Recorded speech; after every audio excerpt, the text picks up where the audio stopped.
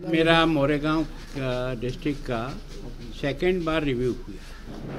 पहले मैंने अप्रैल 2023 में रिव्यू किया था, आज फिर किया है। दो रिव्यू के बीच में मुझे बहुत संतोष है कि काम में काफ़ी कुछ प्रोग्रेस हुई है। कुछ कमी जो थी जो और हम पूरी करें तो लोगों को और अधिक लाभ पहुंच सकता है। विशेष करके जो आधार सीडिंग का जो मामला है वो अभी 100% के आसपास नहीं पहुंच पा रहा। उसके कई कारण भी हैं, क्योंकि जब तक उसकी आइडेंटिफिकेशन सही नहीं होगी तब तक उसको आधार से जोड़ना संभव नहीं होता है। ऐसे आयुष्मान कार्ड है, जब तक आधार नहीं होगा आयुष्मान कार्ड का लाभ मिलेगा नहीं। किसान सम्मान निधि का भी लाभ मिलेगा तब मिलेगा जब वो एक तरह से आधार से जुड़ेगा। तो अधिकांश डिपार्टमेंट की जो प्रोग्रेस है वो काफ़ी संतोषप्रद इसमें हो जाएगी। पुलिस का मैंने रिव्यू किया।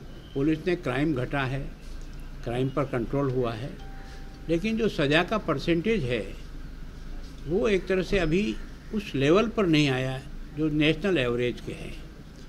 यद्यपि इन्होंने 2022 से लेकर के 23 में सज़ा का परसेंटेज बढ़ाया है। मैंने इनको सुझाव दिया कि जो गंभीर किस्म के मुकदमे होते हैं, हीनियस क्राइम होता है, मर्डर होता है, रेप होता है, पॉक्सो एक्ट के तहत कानून है या एनडीपीएस एक्ट के जो अपराध हैं, उन पर आपको विशेष रूप से केस ऑफिसर स्कीम लागू करना चाहिए।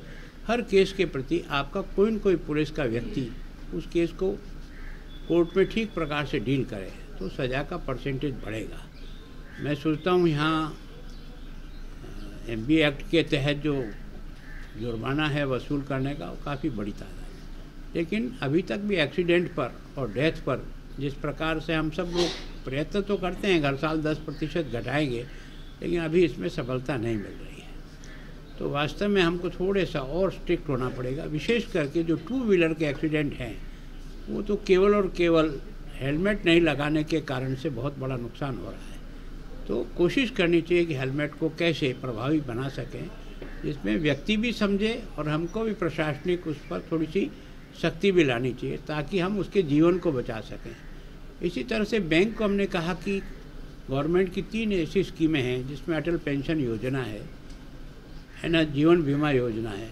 ये जो योजनाएं हैं इनसे हमारे पास सबके खाते हैं, सबके अकाउंट हैं।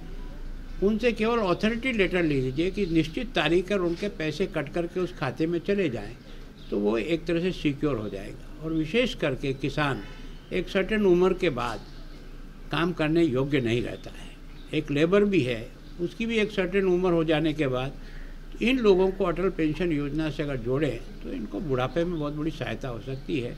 तो बैंक को और डीसी साहब को और सारे अधिकारियों को कहा है जितनी स्कीमें आपके पास है, जो आपसे लाभार्थी है, विशेष करके स्वयं सहायता समूह का एक बहुत बड़ा महिलाओं का समूह खड़ा हुआ है, उन सबको भी इन सब स्कीमों से कैसे जोड़ा जाए इसके प्रयत्न करना चाहिए।